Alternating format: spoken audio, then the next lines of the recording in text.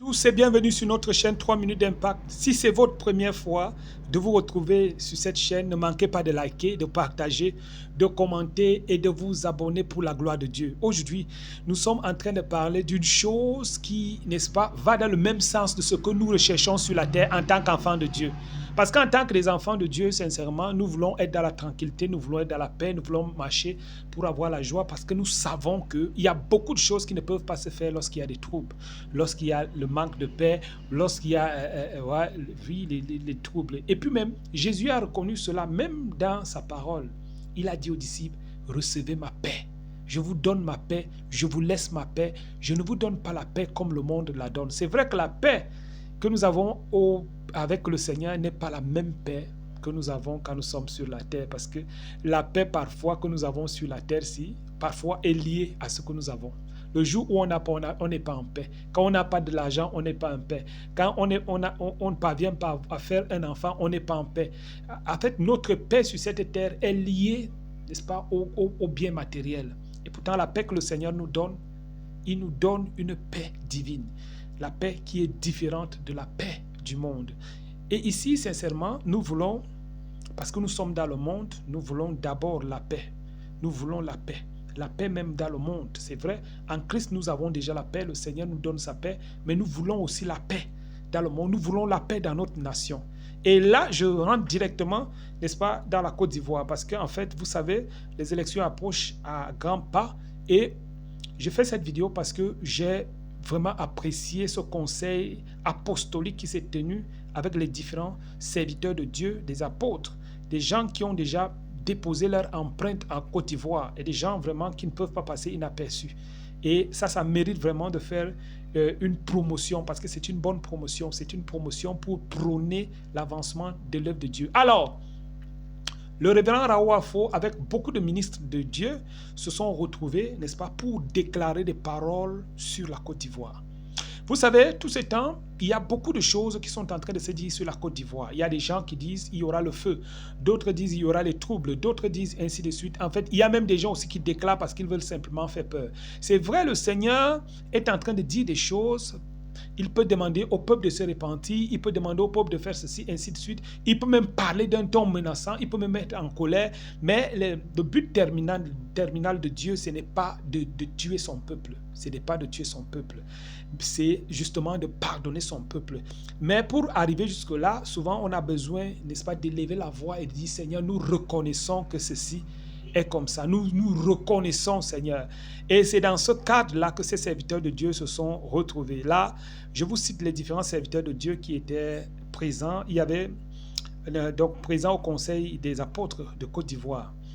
Donc en abrégé CACI, Conseil des apôtres de la Côte d'Ivoire. Il y avait l'apôtre d'abord Raoufo du Temple de la foi. N'est-ce pas? Il est à Abidjan. Voilà, c'est un Camerounais d'origine, mais la Côte d'Ivoire l'a accueilli et vraiment, il se sent bien en Côte d'Ivoire, il se sent chez lui.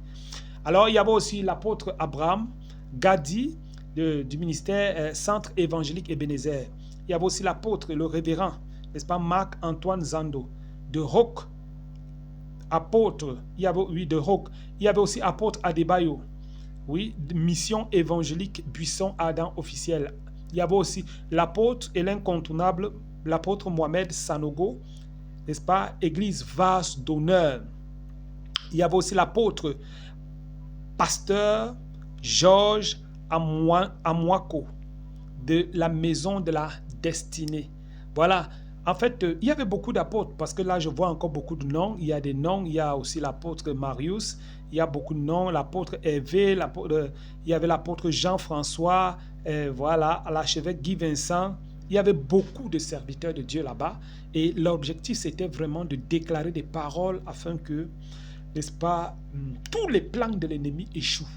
C'est là où, maintenant, sans transition, je vous passe, ou alors avec transition, bien évidemment, je vous passe la vidéo, vous allez un peu regarder et vous allez vous-même peser, n'est-ce pas, chaque parole qui sort de la bouche des hommes de Dieu et de cette femme de Dieu aussi qui a été conviée, n'est-ce pas, à ces grands moments. Que Dieu vous bénisse abondamment et surtout n'hésitez pas, ne manquez pas de laisser un pouce bleu, un partage, un commentaire et ne manquez pas de vous abonner pour la gloire de Dieu. Que Dieu vous bénisse abondamment au nom de Jésus-Christ. Amen.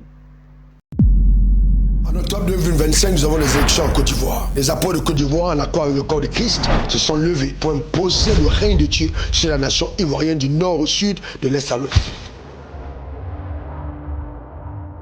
Nous croyons que la Côte d'Ivoire n'appartient pas aux politiciens simplement, mais d'abord à Dieu. C'est pourquoi, en tant que lumière du monde, investis du pouvoir divin, nous avons, selon sa parole, demandé que son règne s'établisse dans la nation. C'est pourquoi nous pouvons rassurer la population qu'aucune action des ténèbres ne pourra prévaloir en Côte d'Ivoire, car cette nation est recouverte du sang de l'agneau et les desseins prophétiques rattachés à la Côte d'Ivoire s'accompliront certainement au nom suprême de Jésus. Nous ne sommes pas des hommes politiques, mais cependant, nous avons la capacité d'amener le règne de Dieu, de participer à l'épanouissement du peuple de Dieu vivant sur cette nation. Nous voulons mettre en garde tous les acteurs de déstabilisation, toutes les personnes qui, dans le secret, instrumentalisent les puissances maléfiques pour verser le sang des innocents. Cette année, ça ne marchera pas. Quiconque essaiera une telle initiative tombera sur le pouvoir de Dieu au nom suprême de Dieu. Nous sommes accordés afin que la Côte d'Ivoire continue de rayonner et de prospérer. Et surtout qu'on ait des élections paisibles, justes, transparentes, et que la Côte d'Ivoire unie continue sa marche prophétique vers les desseins arrêtés de Dieu pour elle. De 1960 jusqu'en 1980, on a vu la forte prospérité de la Côte d'Ivoire. Lorsqu'on parle de l'unité, les gens pensent que nous devons être en uniforme. L'unité, c'est pas l'uniformité. Dieu veut que les musulmans, les chrétiens, les gens du RHDP, du PPACI, PDCI, c'est que tous parviennent à la repentance. Il faut que l'Église soit solidaire. Écoutez, comment ils ont eu l'Afrique? Quand on attaque une tribu, les autres ne se sentent pas concernés. Or, si on attaque et que tout le monde réagit, ils vont rire.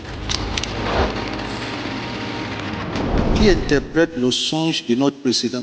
Il ne suffit pas simplement de prier, mais il faut aussi être stratégiquement positionné pour dire, pas ce qu'il veut entendre, mais pour dire, ainsi parle l'Éternel. Mais je te remercie pour tes fils et tes filles qui sont là comme point de contact.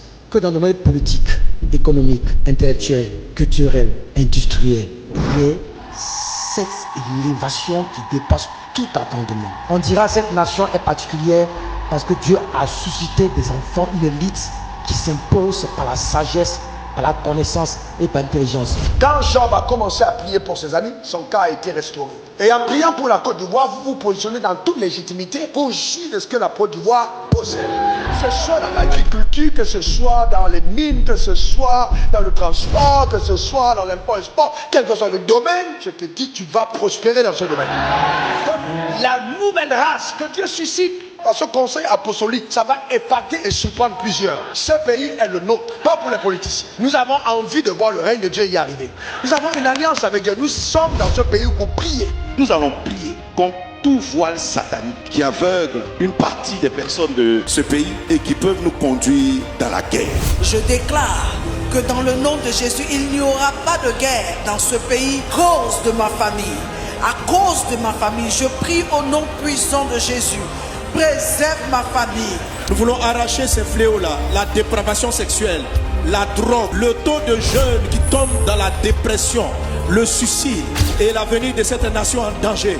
Nous voulons prendre l'autorité spirituelle que Dieu nous a donnée sur toute l'étendue du territoire ivoirien. Arrachons la semence de la destruction.